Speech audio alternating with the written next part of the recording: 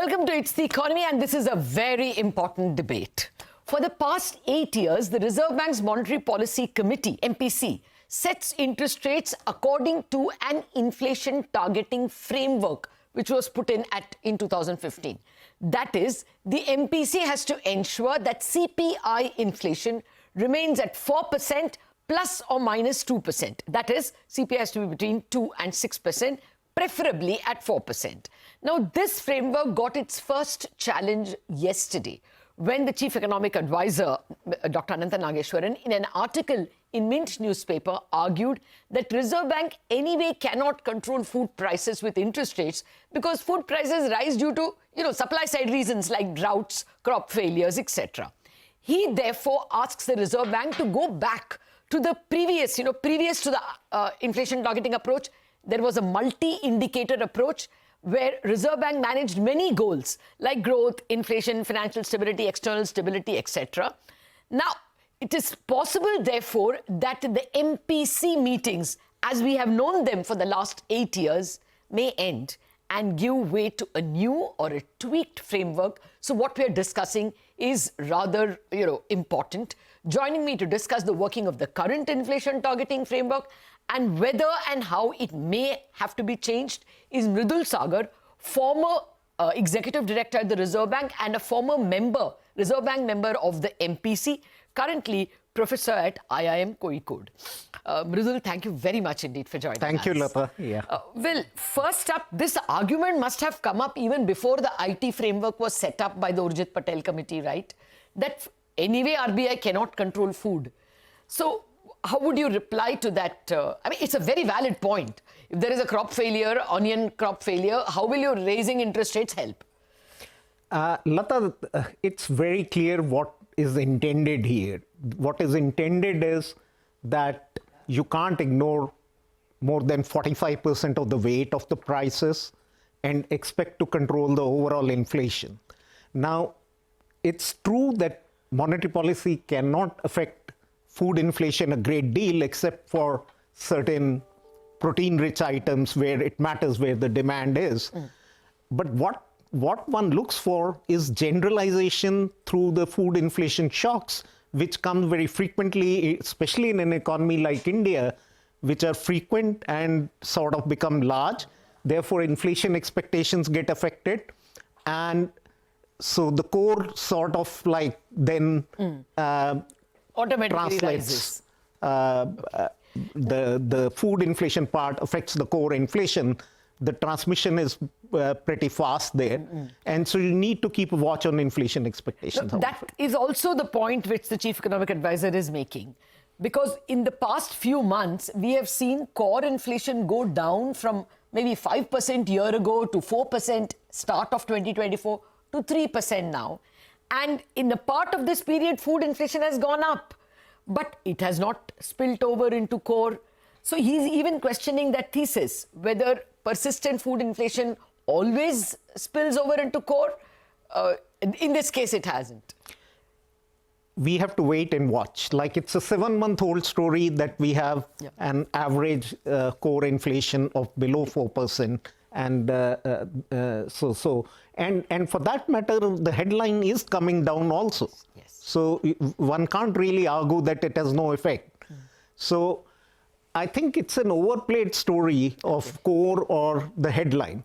For practical purposes, the central bank's communication is on the headline, and that's the metrics which matter for the consumers, consumer price inflation. That's what the monetary policy tells us. But always behind that, the core gets a higher weight in the metrics. So it's not, suppose, for instance, the APPAS models, the forecasting models, the core has a special role. So it's not a debate which is cast this way or that way. The two have to be seen together.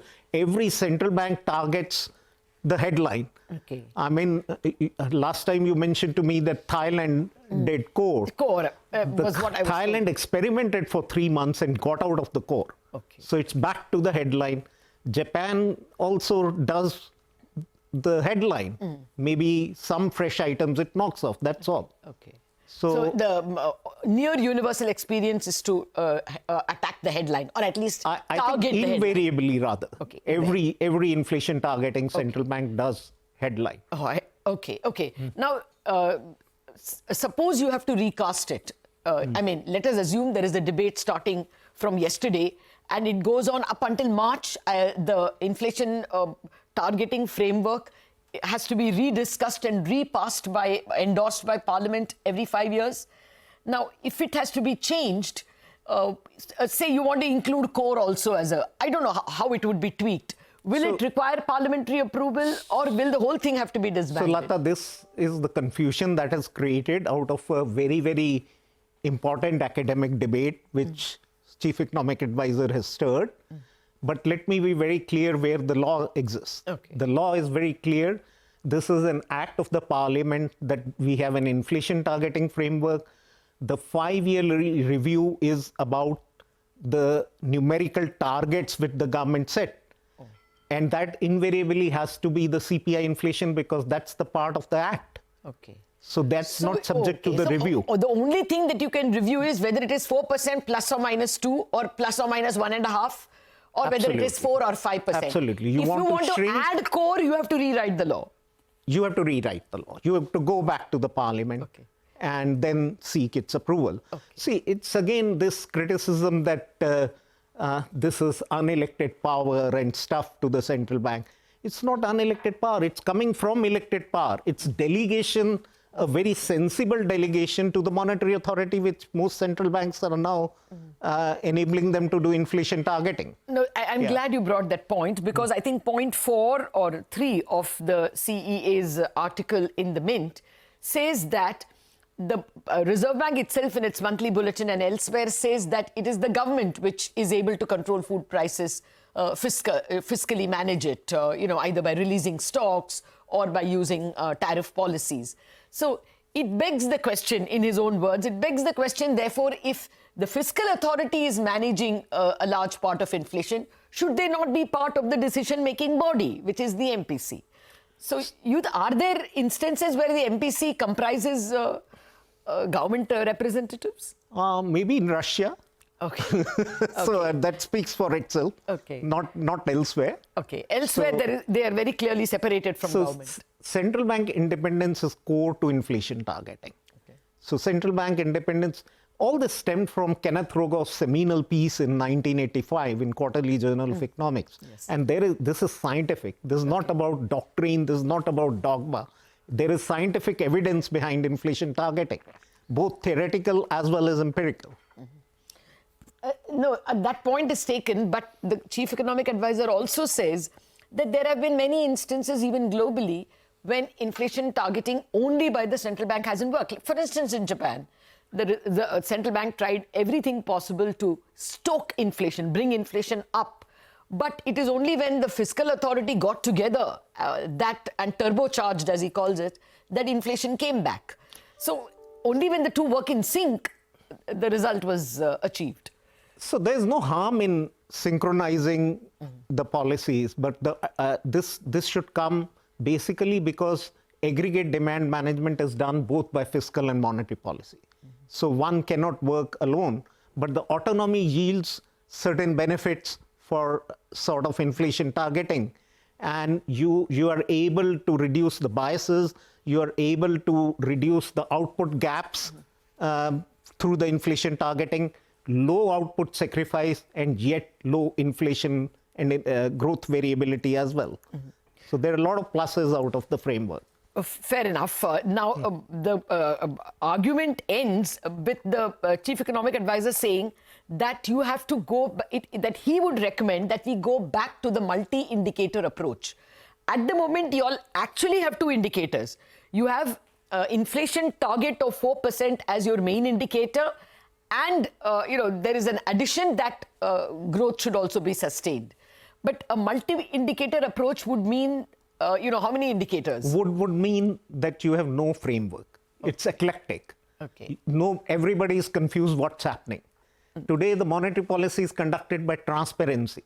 Gone are the days of Alan Greenspan, who said, if you read my lips correctly, then you haven't really read me. Okay. So the argument is transparency, markets volatilities go down.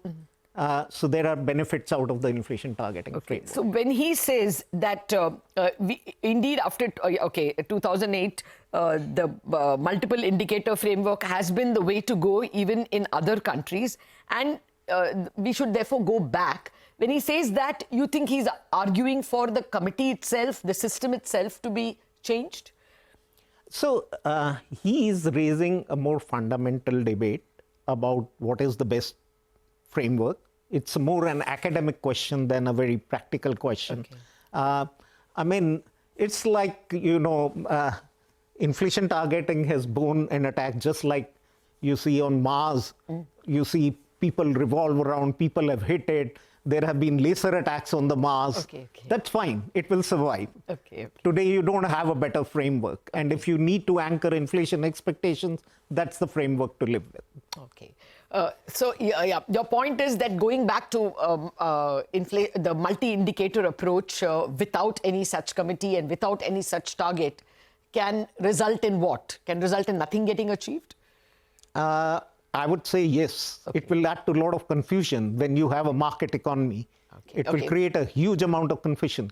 You won't get another Dr. Reddy to run an eclectic framework like that. Even at that point of time, after a point, it became stressed. Yes. And you needed a framework. No, I take your point. Actually, the big fear I have is that when you give multi-indicators, the Reserve Bank can always be caught napping on some indicator, and it will mean strong arming by the government, which has kind of ebbed away after the inflation targeting framework has come into being. Well, we are just starting the discussion with one of the veterans.